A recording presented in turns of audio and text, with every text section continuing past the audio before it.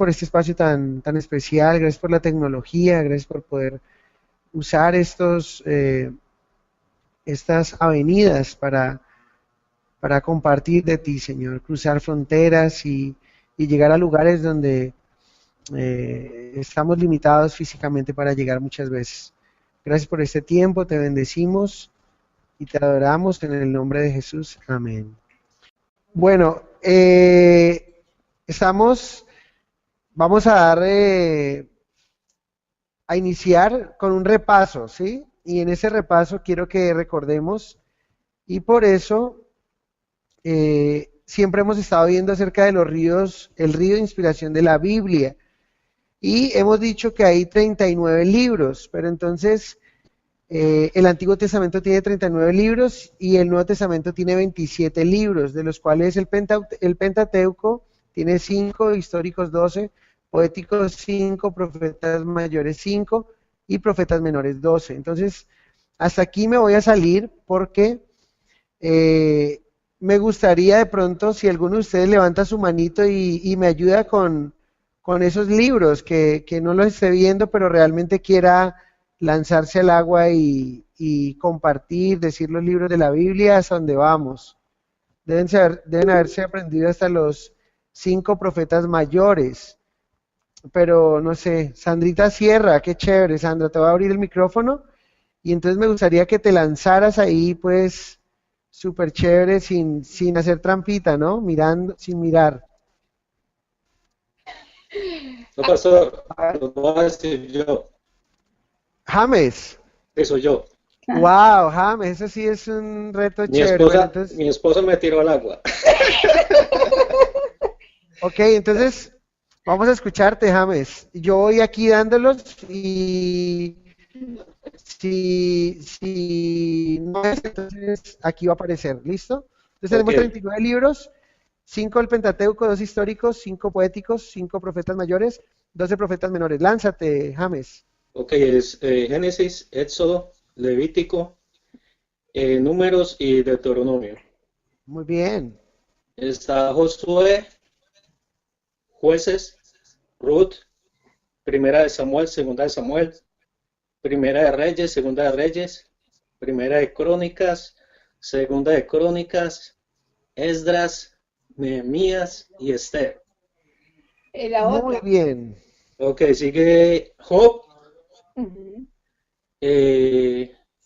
Salmos, Proverbios,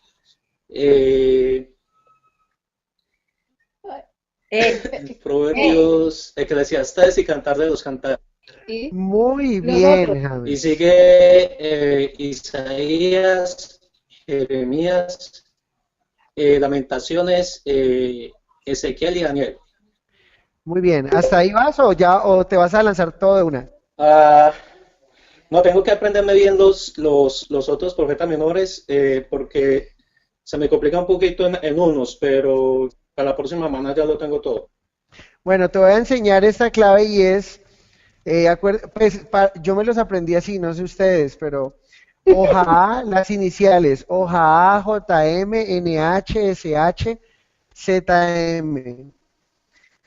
No los voy a abrir, pero se los voy a decir para que vean que no les estoy haciendo trampa también. O con los ojos cerrados, pues para que me vean con los ojos cerrados. Oseas, Joel, Amós, Abdías, Jonás, Miqueas, Nahum, Habacuc, Sofonías, Ageo, Zacarías y Malaquías. ¿Sí o no? Bueno, listo, muy bien. Entonces, felicitaciones, James, te felicito, muy chévere. Mi papá quiere decir los libros de la Biblia. Tiene mi papá. Bueno, soy super. Yo. Ay, Pati, están hoy, mejor dicho, súper. Bueno, entonces vamos. Osea, Jonás, Abdías, Osea, Joel, Joel, eso. Abdías, Jonás, ay, se me olvidó. Miqueas, ay, me olvidaron. O sea, mira, vamos otra vez, Pati. Oseas, Joel, Amós, Abdías. Jonás, no, Sí, sí, Jonás, bien. Na- Miqueas. Nahum, Abacú, Muy Sofonías, bien.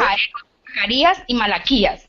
Perfecto, Pati. Mejor dicho, lanzarse al agua con los 12 profetas menores es súper. Te felicito. Muy bien, James y Pati, los felicito. 39. ¿Alguien se quiere lanzar con los 27 del Nuevo Testamento? Bueno, entonces seguimos con los 27, que son 4 evangelios, un histórico, 13 cartas paulinas, 8 cartas generales, un libro profético. Tenemos que está Mateo, Marcos, Lucas y Juan. Luego tenemos el histórico, que es Hechos de los Apóstoles. Tenemos las 13 cartas paulinas que empiezan con Romanos, luego primera y segunda de Corintios, luego sigue Gálatas, Efesios, Filipenses, Colosenses, primera y segunda de Tesalonicenses, primera y segunda de Timoteo, Tito y Filemón. Se le conoce como cartas paulinas porque se les da la autoría del apóstol Pablo, fue él quien las escribió. Las 8 cartas generales son otros escritores y empezamos con Hebreos, Santiago, primera, segunda de Pedro, primera, segunda, tercera de Juan y Judas. Y terminamos con el libro profético Apocalipsis. Hasta allí tenemos los 66 libros inspirados por Dios y es lo que tenemos. Los retos, los animo a que se los aprendan y felicito a todos aquellos que desde allá, desde su casa, han cerrado los ojitos y han repetido y han estado haciendo también la tarea.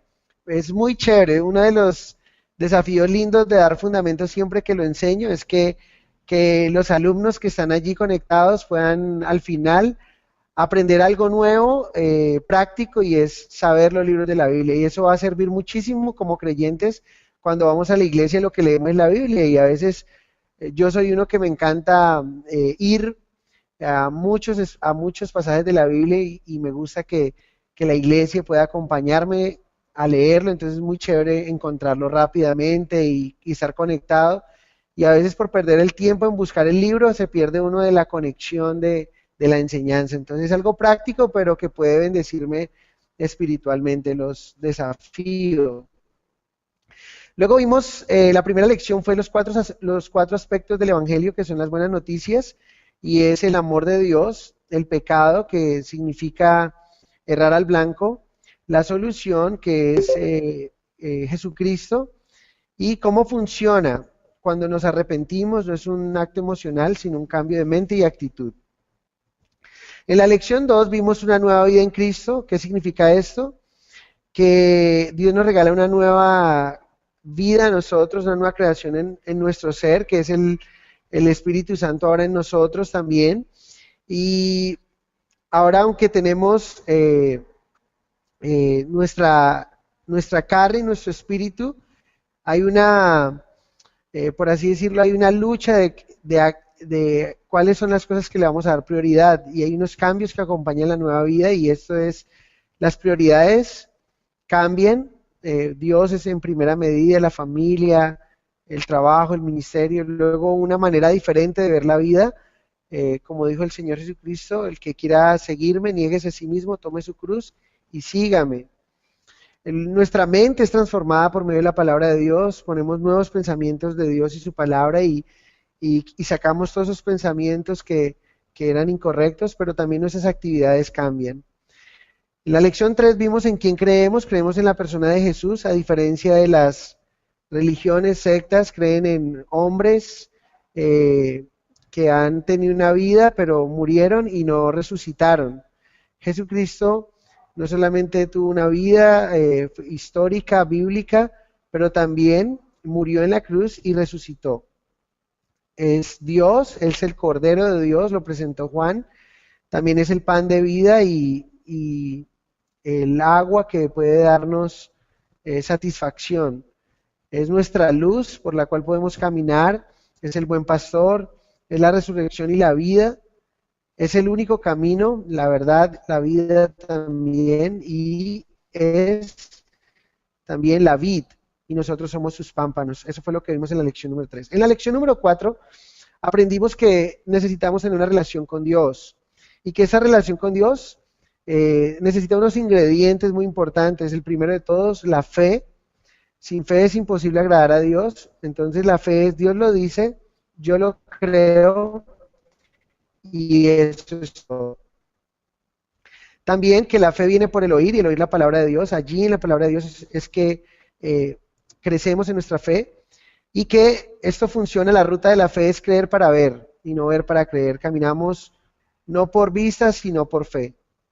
Pero la oración es muy importante y hablamos de algunos aspectos que debemos añadir en nuestra oración, que podemos acercarnos con confianza, que nuestro problema no es más grande que Dios, que no debemos afanarnos, descansar en Él, ser constantes, perdonar y tener paciencia cuando estamos orando en la voluntad de Dios. Y el fruto de tener nuestra relación con Dios es que el fruto del Espíritu Santo en nuestra vida va a florecer, el amor, el gozo, la fe, la mansedumbre, la paciencia, templanza, la paz, todo esta que consta del fruto del Espíritu Santo va a aflorar en nuestra vida. Y como decía Rocío la vez pasada, es un desafío que tenemos. Entonces, hoy vamos a hablar acerca del Espíritu Santo, pero antes de esto, quiero que veamos cómo nos relacionamos con Dios. A veces nos relacionamos de esta manera, cuando hablamos de la fe y la oración. Miren este videíto y luego seguimos.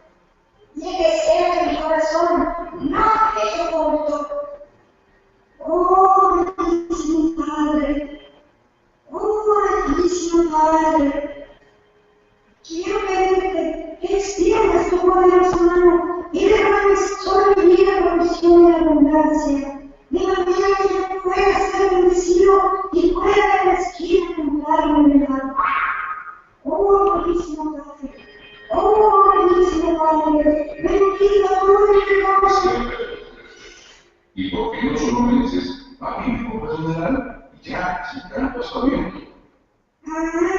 Sí, es que como yo creo que tú pides las cosas a Dios de esa manera, pensé que se me todo para pedir lo que uno quiere.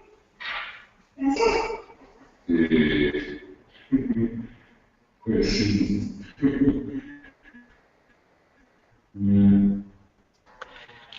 Bueno, este videito nos muestra un poco que a veces la forma en que oramos, hemos hablado de que debemos acercarnos confiadamente delante de Dios, no confianzudamente, pero con una confianza de que Él nos escuche y no necesitamos a veces buscar palabras rebuscadas para tener una relación con Él. Él quiere que tengamos una relación fresca con Él. Hoy vamos a ver acerca de el Espíritu Santo. ¿Sí? Esa es la lección número 5. Y cuando hablamos del Espíritu Santo, la Biblia nos enseña que el Espíritu Santo es Dios y no debe confundirse con una fuerza impersonal, miren allí, tampoco debe confundirse con una simple expresión inspirada, o no podemos decir simplemente que el Espíritu Santo es una paloma. Cuando Juan el Bautista dijo acerca del Espíritu Santo, lo describió diciendo, o los evangelistas lo describieron, que el Espíritu Santo descendió como en forma de paloma, pero no que era una paloma. Sí, pero tampoco decir que es una fuerza personal como los testigos de Jehová enseñan, que es una energía. ¿Sí? Vamos a darnos cuenta que el Espíritu Santo, ¿sí?, es Dios en todo el sentido de la palabra y es una persona total. De hecho, la Biblia comienza y termina con la persona y la obra del Espíritu Santo. Si ustedes van en sus Biblias o tienen para apuntar en Génesis capítulo 1, verso 2, nos dice que en el principio creó Dios los cielos y la tierra, ¿sí? Fue Dios quien creó. Dice en el verso 2 que el Espíritu Santo se movía sobre la faz de la tierra también. Entonces, la Biblia comienza con el Espíritu Santo, pero también en Apocalipsis nos da una referencia acerca del Espíritu Santo. O sea que es de igual importancia al Padre, igual de importancia al Hijo. Y algo que vamos a entender en ese estudio y que nos diferencia de algunas sectas o algunas fe que están erradas es que ven de alguna manera al Espíritu Santo como de menor calidad. No sé si alcanzan a ver mis dedos allí en la pantalla, pero a veces pensamos que Dios el Padre, Dios el Hijo y Dios Espíritu Santo, y que el Espíritu Santo es menor que el Hijo y el Hijo menor que el Padre. Pero realmente la Biblia nos enseña que los tres son un solo Dios verdadero y que son dignos de ser adorados y podemos orar, confiar, venir a la persona del Espíritu Santo como a Jesucristo, como al Padre también. Y vamos a estarlo viendo. Y algo lindo que podemos encontrar es que la Biblia no nos muestra que el Padre y el Hijo estén en una contienda, en una disputa de quién es mayor, ni el Hijo está peleando con el Espíritu Santo. De hecho, siempre vemos que el Hijo glorifica al Padre,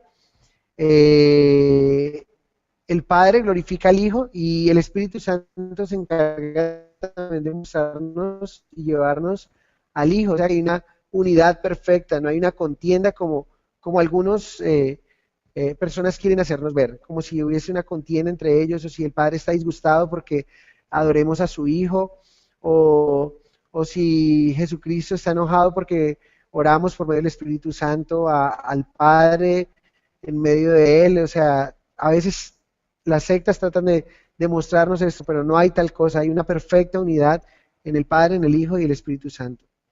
Una de las mayores necesidades de la iglesia hoy es entender y tener una relación personal con la tercera persona de la Trinidad. Mateo 28:19 nos dice: por tanto, id y haced discípulos a todas las naciones, bautizándolos en el nombre del Padre, y del Hijo, y del Espíritu Santo.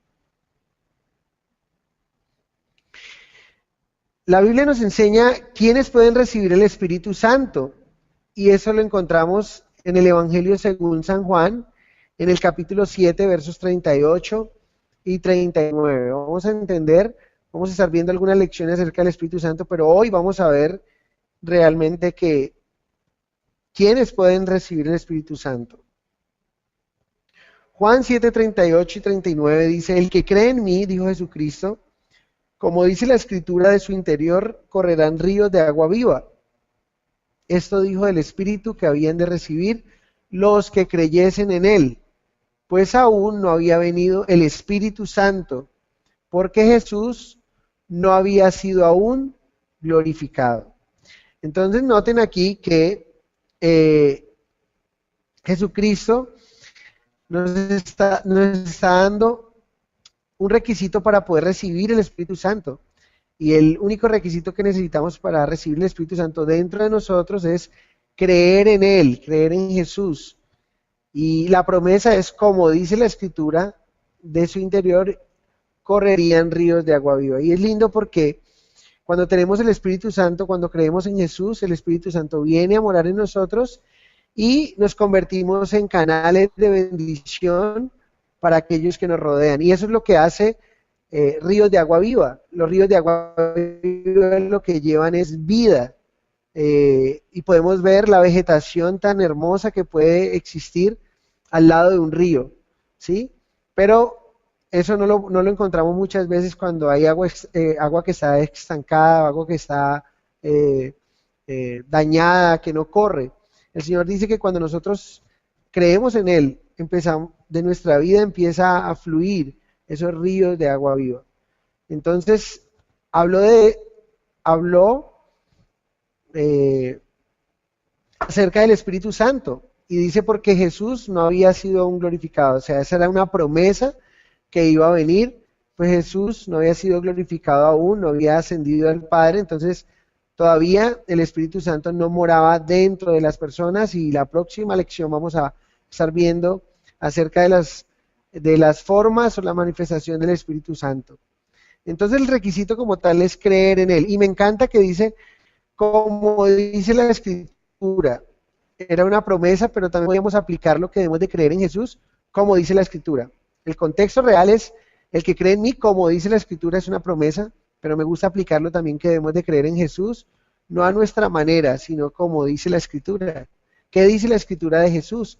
Ya vimos que es el Cordero de Dios, el Hijo de Dios, es Dios mismo encarnado, que es la luz, el camino, la verdad y la vida, el buen pastor, la puerta de salvación, todo lo que la Biblia nos enseña y nos habla acerca de Jesús. ¿Cómo recibimos este maravilloso regalo? El regalo del Espíritu Santo es un regalo que Dios quiere darnos, y este regalo está en Gálatas 3:14, la forma de recibirlo. Uno es quienes lo reciben y otro es la forma en que se recibe. ¿Quiénes lo recibimos? Los que creemos en Jesús. ¿Cómo lo recibimos? Dice Gálatas 3:14, para que en Cristo Jesús la bendición de Abraham alcanzase a los gentiles, a fin de que por la fe, o sea que el vehículo por el medio del cual recibimos este maravilloso regalo es la fe. Recuerden, Dios lo dice, yo lo creo y eso es todo. Por medio de la fe recibiésemos la promesa del Espíritu. Note que siempre que la Biblia, en sus Biblias se encuentra la palabra Espíritu con E mayúscula, es porque hace referencia al Espíritu Santo de Dios. Cuando encuentra Espíritu con E minúscula es el espíritu del hombre u otro espíritu, ¿sí? Pero está hablándonos aquí la promesa del Espíritu que Dios había dado, se recibe por medio de la fe en Cristo Jesús. ¿Qué somos para Dios según 1 Corintios 3:16? ¿O dónde viene a morar el Espíritu Santo? Miren lo que dice 1 Corintios 3:16. ¿No sabéis que sois templo de Dios y que el Espíritu de Dios mora en vosotros? Y eso es algo bien interesante, saber que en nosotros mora, habita el Espíritu de Dios mismo en cada uno de nosotros. Cuando creemos en Cristo, el Espíritu Santo viene a morar, y eso es algo que nos da un privilegio muy grande, pero una responsabilidad, porque nuestro cuerpo se convierte en el templo en el cual Dios quiere morar, entonces a través de su Espíritu. Y es bien interesante porque la pregunta es, ¿qué estamos haciendo con este templo? ¿Cómo estamos usando? ¿Cuál es el uso que le damos al templo del Espíritu Santo? Y si realmente es un templo que es digno de que el Espíritu venga a morar en él. ¿Y cómo estamos viviendo nuestra vida? Es una muy buena pregunta. Nuestro cuerpo, Dios lo creó para uno de los tantos propósitos, y este que es muy importante es morar en nosotros, morar el Espíritu Santo en nuestras vidas. Nos convertimos en el templo del Espíritu Santo. ¿Por cuánto tiempo viene a morar el Espíritu Santo en la vida del creyente? Entonces, Juan 14:16, Jesucristo dijo, y yo rogaré al Padre, y os dará otro consolador, para que esté con vosotros para siempre. Quiero decirles algo que es muy, muy especial, y es que el Espíritu Santo viene a morar con nosotros para siempre. No podemos estar pensando que un día está, otro día ya no está. Alguien explicaba que era como, algunos tratan de explicar como el Espíritu Santo entrando y saliendo del hombre, como aquel hombre que va en su caballo, y el vaquero que va en su caballo y va a entrar a un lugar y tiene que dejar el caballo afuera. El Espíritu Santo siempre nos acompaña, siempre está ahí, aun cuando nosotros hemos fallado. El Espíritu Santo está ahí, y vamos a ver que hace una obra muy importante en nosotros, y es mostrarnos que hemos fallado a través del redarguirnos, mostrarnos que hemos ofendido a Dios. El Espíritu Santo viene a morar con nosotros cuando creemos en Jesús para siempre. Y es una promesa muy, muy especial. Una palabra que quiero que tengamos en cuenta y vamos viendo también de una manera cómo el Espíritu Santo es Dios, es que la palabra otro en el griego tiene dos. El griego usa dos palabras para decir otro. En nuestro español nosotros simplemente decimos otro. Usamos siempre la misma palabra y solo sabemos de qué estamos hablando por la oración. Un ejemplo, decimos, voy a comprar un lápiz y digo, por favor me vende un lápiz, me muestran el lápiz y luego digo, ¿no tiene otro? Y puedo estar preguntando otro de la misma calidad u otro de diferente calidad, más fino, que la mina sea más gruesa, bueno, una cantidad de características diferentes. Resulta que los griegos tenían dos palabras para decir otro. Una palabra era alos, que significa de un carácter similar, y la otra palabra es heteros, de donde sale la palabra heterosexual, o distinto en carácter. Cuando Jesús está diciendo, y yo rogaré al Padre y os dará otro consolador, Jesucristo estaba hablando aquí la palabra alos en el griego. Jesús dijo, y yo rogaré al Padre y os dará alos consolador, otro consolador. O sea que estaba hablando otro de igual calidad, de igual cantidad, del mismo carácter. O sea que el Espíritu Santo es Dios, no es de menor calidad. Y esto es muy importante, no es algo que podemos pasar de largo. Cuando Jesucristo lo dijo, estaba hablando que el que iba a venir tenía la misma capacidad, tenía la misma autoridad para bendecir nuestras vidas. Y aquí nos dice, y os dará otro consolador para que esté con vosotros para siempre. También la palabra consolador a la cual se refiere Jesús, el adjetivo con el cual Jesús califica al Espíritu Santo es consolador. Y nos habla en el griego del término parakletos, que es llamado al lado de uno, en ayuda de uno. Eso es lo que significa el consolador. O sea que el Espíritu Santo fue mandado por Dios, fue enviado por Jesús a nosotros para ser nuestro consolador, alguien que está al lado nuestro, alguien que está ahí en ayuda de nosotros cuando lo necesitamos. Entonces, si ustedes pueden notarlo, podemos encontrar aquí uno, que el Espíritu Santo es Dios con la palabra otro. Podemos ver que el Espíritu Santo es una persona y no una fuerza impersonal, como decíamos.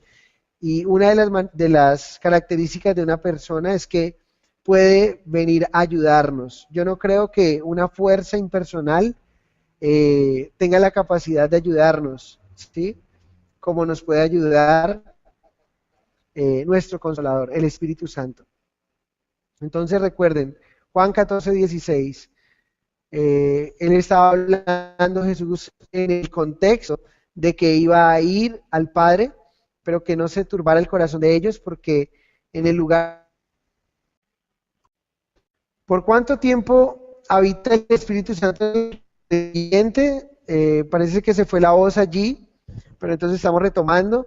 La palabra en Juan 14:16 dice que el Espíritu Santo estará con nosotros para siempre. O sea, es una promesa que no nos va a dejar solos.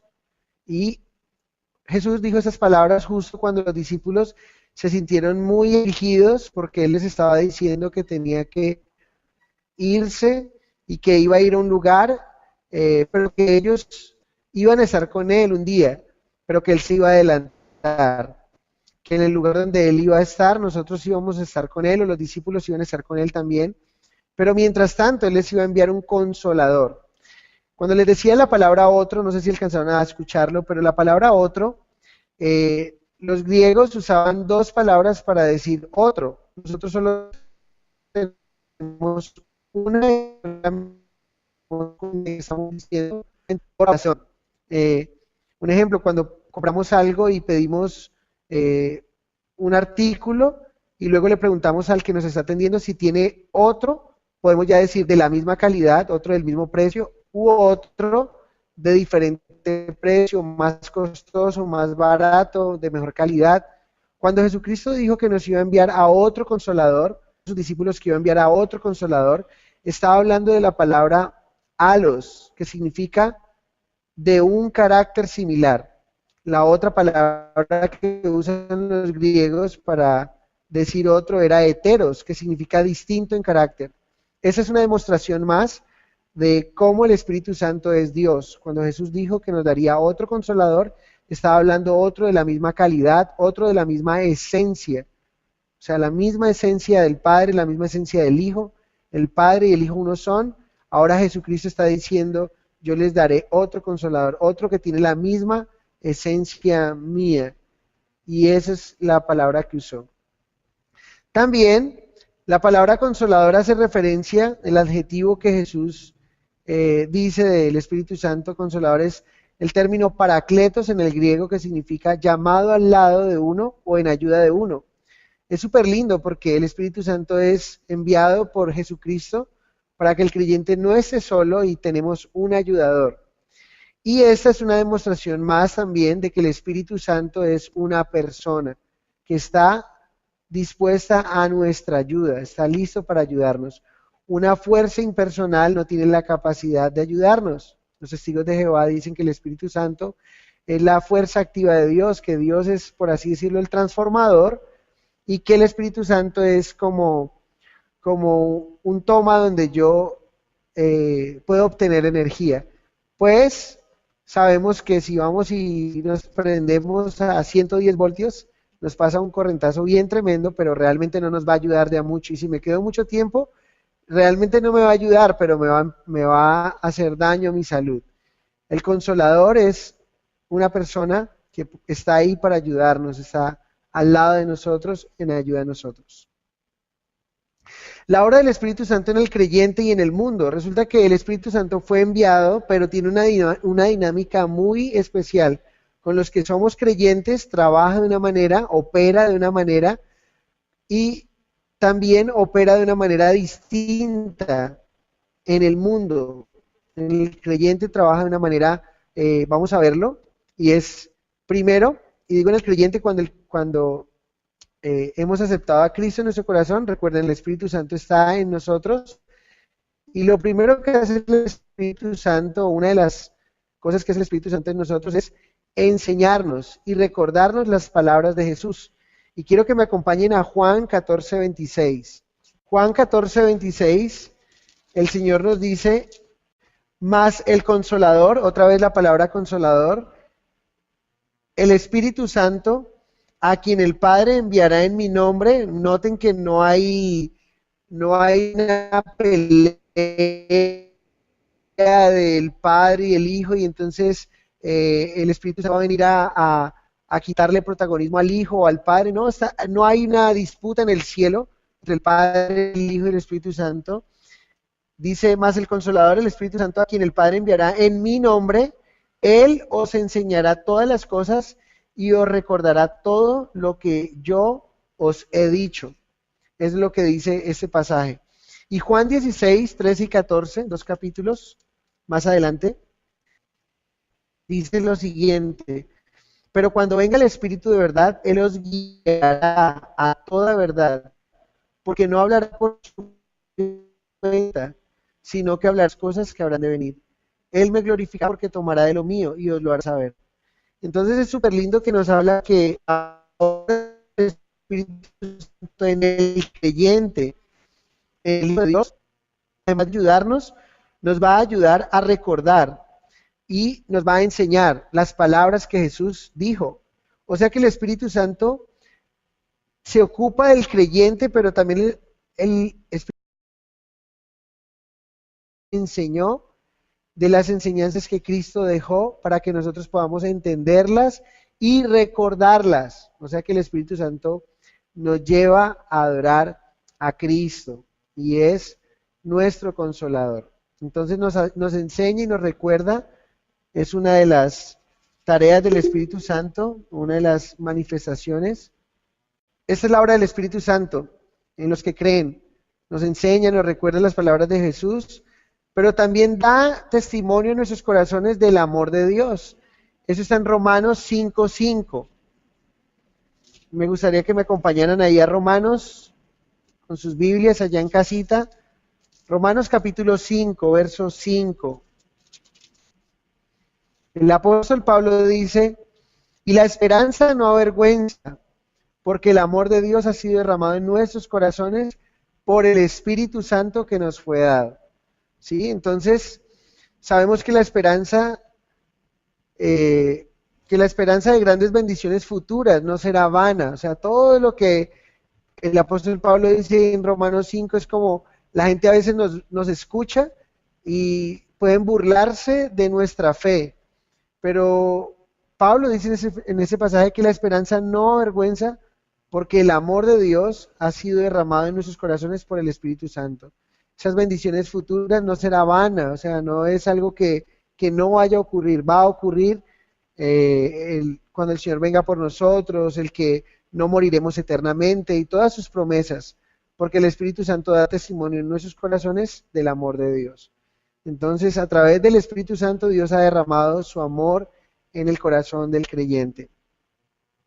También el Espíritu Santo nos ayuda en nuestra debilidad. Romanos 8:26. Y de igual manera, el Espíritu nos ayuda en nuestra debilidad, pues ¿qué hemos de pedir como conviene? No lo sabemos. Pero el Espíritu mismo intercede por nosotros con gemidos indecibles. Es lo que nos dice este pasaje. El Espíritu nos ayuda en nuestra debilidad. Entonces, Romanos 8:26, el término no indica que el Espíritu va a orar en lugar nuestro, sino que se nos une para hacer más efectivas nuestras débiles oraciones. O sea, el Espíritu Santo ha sido como una ayuda, como un constante. No estamos solos, estamos con Dios mismo dentro de nosotros, con la fuerza, con el poder del Espíritu Santo en nuestras vidas. Entonces, es algo maravilloso poder tener el Espíritu Santo en nosotros, dentro de nosotros, y saber que estará siempre con nosotros. Y eso es algo especial. Pero así como el Espíritu Santo obra en nuestras vidas, también el Espíritu Santo obra en el mundo. ¿Sí? ¿Cómo opera en el mundo? ¿Cómo opera en el que no es creyente?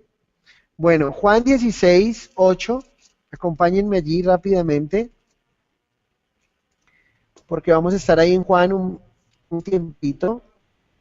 Juan 16:8 dice, y cuando Él venga, hablando del Espíritu Santo, el Señor está hablando del Espíritu Santo, dice, y cuando Él venga, si quieren me acompañan en el verso 7, pero yo os digo la verdad, os conviene que yo me vaya, porque si no me fuere, el Consolador, ya sabemos que el Consolador es el Espíritu Santo, con C mayúscula está ahí, no vendría a vosotros, mas si me fuere, os lo enviaré. Y cuando Él venga, convencerá al mundo de pecado, de justicia y de juicio. 3 cosas hace el Espíritu Santo en el mundo hoy día, con el que no es creyente, y un día operó de esa manera en nosotros. Lo primero que hace es convencer al mundo de pecado, verso 9, de pecado por cuanto no creen en mí. ¿Qué significa esto?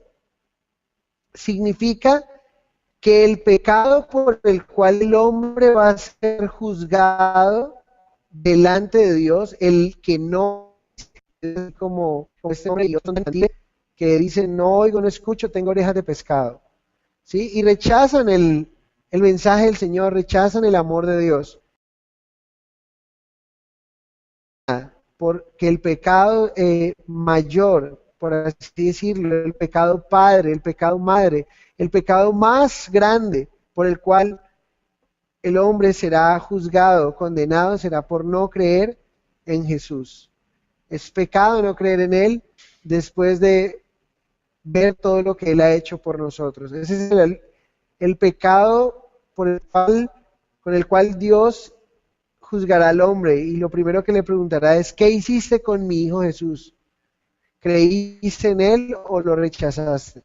Si creíste en Él, eres un hijo de Dios. Si lo rechazaste, Juan 3:36 dice, o si lo rechazas, aún lo está rechazando, o a alguien que ustedes sepan que lo rechaza.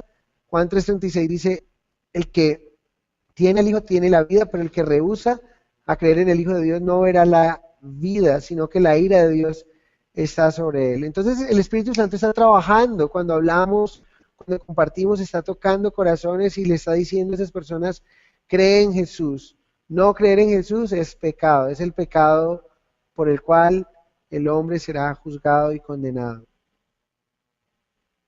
Pero también de justicia, en el verso 10, nos dice de justicia por cuanto voy al Padre y no me veréis más. Muy importante, porque resulta que la justicia de los hombres, la justicia del creyente, es por fe. ¿Sí? Recuerden que la Biblia dice más, el justo por la fe vivirá. Y es bien especial porque lo que este pasaje nos quiere decir es, algunas personas cuando ustedes comparten de Jesús van a decirnos, hey, ¿sabes qué, Hernando? El día que me muestres a Jesús en carne y hueso, ese día yo creo. Entonces yo tengo que decirle a esa persona, ¿sabes qué? La Biblia dice que bienaventurados los que sin ver creyeron. Sí, y es la fe. La Biblia nos habla de Jesús y nosotros somos justificados por fe. El hombre quiere justificarse por sus obras, por las buenas obras que puede hacer, a ver si le alcanzan para tener una salvación de la ira de Dios que un día vendrá sobre el mundo. Pero realmente nosotros sabemos, reconocemos que la única forma en que somos justificados es por medio de el sacrificio de Cristo Jesús, aceptando el sacrificio de Cristo Jesús. Por eso Jesús dice, de justicia por cuanto voy al Padre y no me veréis más. O sea que habla de que la única forma en que el hombre puede ser creyente es por medio de la fe. Y el Espíritu Santo está tocándonos, nos tocó un día, pero está tocando a otros, al mundo que no ha creído aún, le está diciendo, mira, es por fe. No tienes que ver para creer, tienes que creer para poder ver un día lo que Él prometió. Entonces, de pecado, porque es pecado no creer en Jesús. De justicia, por cuanto voy al Padre, dijo Jesús, y no me veréis más. O sea que nadie podrá decir, tengo que verlo. No, pero puedo creer en Él, porque la Biblia nos habla de Él, su obra y lo que hizo. Entonces es por medio de la fe. Y de juicio, verso 11 de Juan 16. Hay una pregunta que Martica... Y de juicio por cuanto el... Ok, no, puede seguir. Martín, ¿tiene pregunta? No, Martín no, Marta. Marta Rodríguez. Martín Venegas tiene una pregunta allí, Luis Carlos Saborda tiene una pregunta. No, eran internas. Ok, entonces avancemos. ¿Cómo obra el Espíritu Santo en el que no cree en Jesús? Obra de una manera tremenda, como nos dice ese pasaje. Viene a convencer de pecado, de justicia y de juicio. Estamos hablando de juicio, ¿por qué? Porque nos dice de juicio en el verso 11, por cuanto el príncipe de este mundo ha sido ya juzgado. Entonces, lo que hace referencia a Jesucristo aquí, nuestro Señor Jesucristo, es que el Espíritu Santo está convenciendo al hombre, al pecador, para que se arrepienta de su pecado, para que pueda ser justificado solo por la obra de Cristo Jesús, para que no tenga que ir al juicio. Miren esa diapositiva que coloqué ahí. El destino de Satanás ya está escrito en la Biblia. La sentencia de Satanás ya está. Lo que no podemos decir, porque bíblicamente nos dice que esto será en un tiempo futuro, no muy lejano, ¿sí? Cuando el Señor envíe a Satanás, ¿sí?, a un lugar o lo mande al lago de fuego, que es la segunda muerte, lo que dice Apocalipsis 20. Entonces es bien interesante, porque lo que nos está diciendo, convence al hombre de pecado, al no creyente de pecado, es pecado no creer en Jesús, de justicia, porque el único que puede justificarnos es Jesucristo, su obra, y de juicio, o sea, el hombre no tiene que ir a un juicio delante de Dios. Hay dos tribunales donde el hombre va a comparecer. Uno es el juicio del gran trono blanco, que será el juicio donde solamente irán aquellos que no creyeron en Cristo, y luego serán lanzados al lago de fuego, que es la segunda muerte. Y eso nos habla de todos aquellos que no creyeron en Cristo, tendrán que experimentar ese juicio y luego ser lanzados al mismo lugar donde Satanás hundiera. De alguna manera es como si dijéramos, la sentencia ya está dada, pero lo que no se ha dado aún es, ¿cómo podríamos decirlo? Cuando yo visito la cárcel, un ejemplo que puedo dar es, hay personas que están dentro de la cárcel y algunos son condenados y otros son sindicados, esa es la palabra. Entonces, Satanás ya fue sindicado, por así decirlo. Sí, ya sabemos cuál va a ser su destino. Él va a ir, él también ya ha sido condenado, pero mientras lo transportan a ese lugar o es enviado a ese lugar, él va a hacer todo lo que sea posible para confundir, para engañar y para que muchas personas no crean en Jesús también, para ser un obstáculo, para que todas esas personas que no creen en Jesús se vayan con él a hacerle compañía a ese lugar, engañar a muchas personas. Entonces, el Espíritu Santo hace una obra muy linda de pecado. El pecado por el cual el hombre será juzgado será por no creer en Jesús, el único nombre en el cual el hombre puede ser salvo. De justicia, porque la única forma de ser salvos es por medio de la obra de Cristo. Y de juicio, porque el príncipe, así se le llama a Satanás en Efesios capítulo 2, el príncipe de ese mundo, ya fue juzgado. Él va a ir a un lugar que es un lugar de tormento, pero antes de ir a ese lugar, no quiere ir solo, quiere confundir a los que más pueda en el mundo entero para llevarlos a ese lugar. Y es bien triste. Entonces, hoy día el Espíritu Santo sigue orando, por eso necesitamos hablar y hablar del Señor, porque el Espíritu Santo está convenciendo al mundo, a las personas que amamos, que no han creído todavía en el Señor, de esas tres cosas. Un día nos convenció el Señor de nuestro pecado. Si alguno de ustedes puede tenerla como experiencia, algunos declaraban ser humanistas, ateos, y hoy están escuchando ese estudio bíblico, han entregado su vida al Señor y simplemente pensar cómo yo no podía creer en el Señor, estaba con mis ojos vendados, pero el Espíritu Santo vino y te convenció. No fue el hombre que te compartió, fue el Espíritu Santo que usó las palabras que ese hombre que te compartió llegaran a tu corazón. De justicia igual, te diste cuenta que la religión no te salvaba, que tus obras no te podían salvar, que dar comida a los pobres no te salva, que hacer cosas buenas no te salva.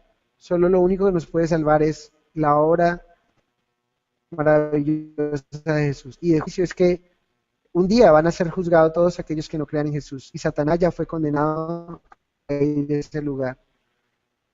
Y nosotros no deberíamos ir a ese lugar. Y gracias a Dios porque creemos en Jesús y no vamos a ir a ese lugar. Por último, vamos a ver las acciones que no agradan al Espíritu Santo. Al Espíritu Santo no le agrada la mentira, ¿sí? Hay personas que son tan mentirosas. Mi padre usa una expresión y él dice, una persona tan mentirosa, que es capaz de sacarse un bocado rico que esté comiendo para decir una mentira. Entonces, realmente nosotros no debemos mentir. Y en Hechos 5:3 nos habla de una pareja. Yo no sé si ustedes recuerdan esa pareja, si han escuchado, que fueron muertos por hipocresía espiritual, por mentira dentro de la iglesia. En Hechos 5:3 vemos que Pedro le dice a Ananías, ¿por qué llenó Satanás? Ahí la palabra podríamos ponerla es ¿cómo Ananías, Satanás llenó tu corazón para que mintieses al Espíritu Santo y sustrajeses del precio de la heredad?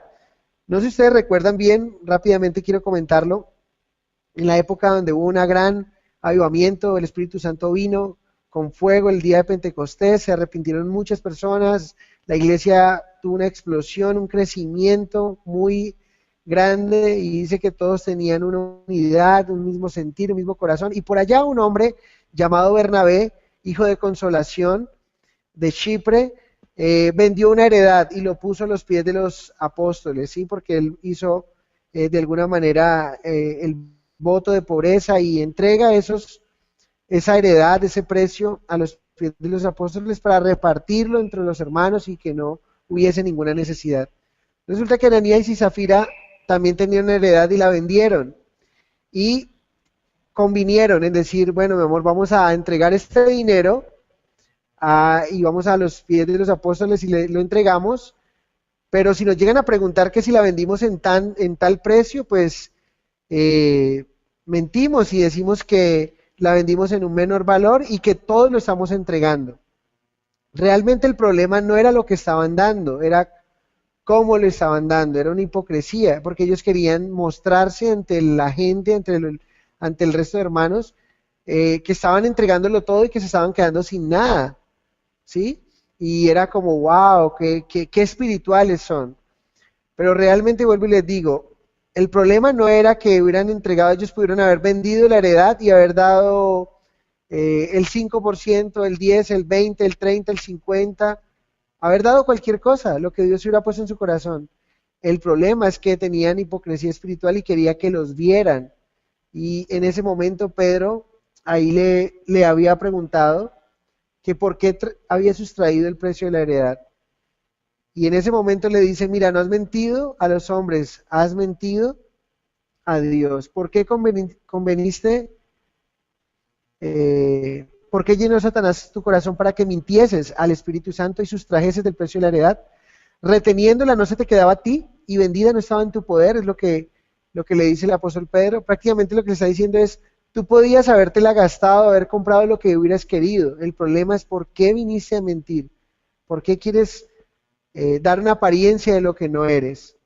Y es algo que no debemos hacer al Espíritu Santo. Tentar, Hechos 5:9. Esta pareja termina muerta, tanto Ananías y Zafira. Y Pedro le dijo, ¿por qué conviniste en tentar al Espíritu del Señor? He aquí la puerta de los pies de los que han sepultado a tu marido, y te sacarán a ti. Al instante ella cayó a los pies de él y expiró. Y cuando entraron los jóvenes la hallaron muerta y la sacaron y la sepultaron junto a su marido. Y vino gran temor sobre la iglesia y sobre todos los que oyeron esas cosas. ¿Cuál era el punto? Ellos de alguna manera estaban tentando al Espíritu Santo que estaba en la vida del apóstol Pedro, estaban mintiendo al Espíritu Santo que estaba en la vida del apóstol Pedro. Ellos se quisieron burlar en la iglesia y el Espíritu Santo reveló a Pedro. Pedro nunca estuvo en la negociación que ellos hicieron cuando fueron a la notaría a firmar los papeles de compraventa y todo eso. Pedro nunca estuvo, no se dio cuenta cuando le hicieron la transferencia bancaria a esa pareja ni nada, ¿sí? Pero el problema fue la mentira, ¿sí? Ver a este hombre de Dios y querer mentir. Y saben, hermanos, ese pasaje me hace ponerlos la piel de gallina, el verso 11 de Hechos 5, y vino gran temor sobre toda la iglesia y sobre todos los que oyeron esas cosas. ¿Se pueden ustedes imaginar que el Señor hiciera lo mismo, nos tratara de la misma manera como trató a Ananías y Zafira? Yo creo que todos los que estamos aquí todos los que estamos aquí viendo este programa, el suscrito también, estaríamos muertos. ¿Cuántas veces hemos pasado por alto y hemos mentido? Y ese es un buen momento para recapacitar y decirle, Señor, yo no quiero ser un hombre mentiroso, porque la mentira no te agrada. Entonces, tratar de ver si podían escapar de ser descubiertos por aquel espíritu omnisciente de cuya presencia sobrenatural con los apóstoles, ellos habían tenido plena evidencia. O sea, ellos trataron de ver si podían escapar, de que ellos no se iban a dar cuenta, nadie se iba a dar cuenta de la mentira, el engaño. No debemos hacer esto.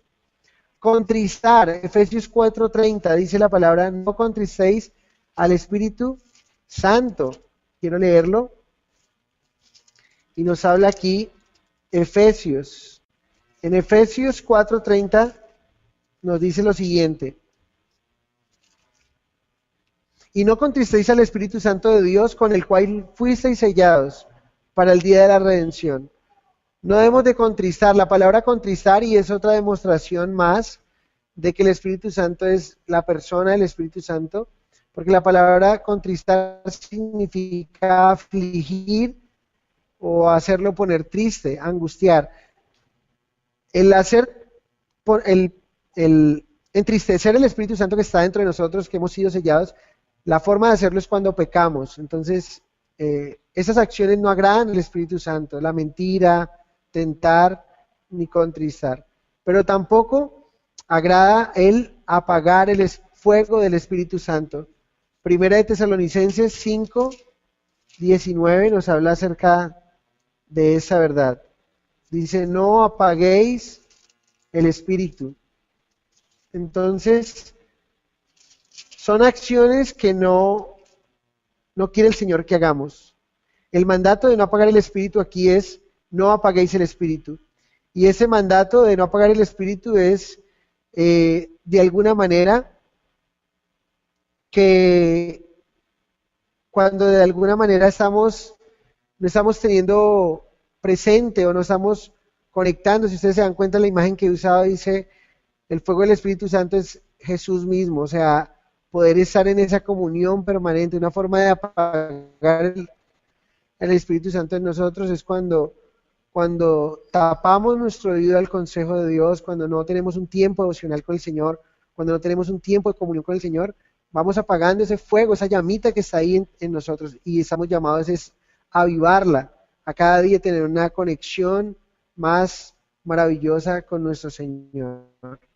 Entonces, a veces apagar la voz del Espíritu es como cuando uno entra en un vehículo y pasa por un túnel, pero va escuchando la radio, ¿sí? Y al principio empieza uno como cuando empieza a atravesar el túnel, empieza a tener como una interferencia, pero entre más, si no te devuelves y sales de ese túnel, te das cuenta que cada vez la interferencia se va perdiendo hasta que ya no escuchas más, no puedes escuchar muy bien lo que estabas escuchando. Y así mismo es con la voz del Señor.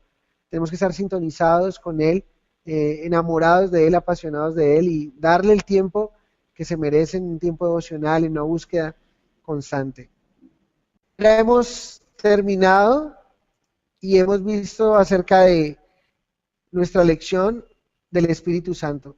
Entonces, espero que haya sido de bendición.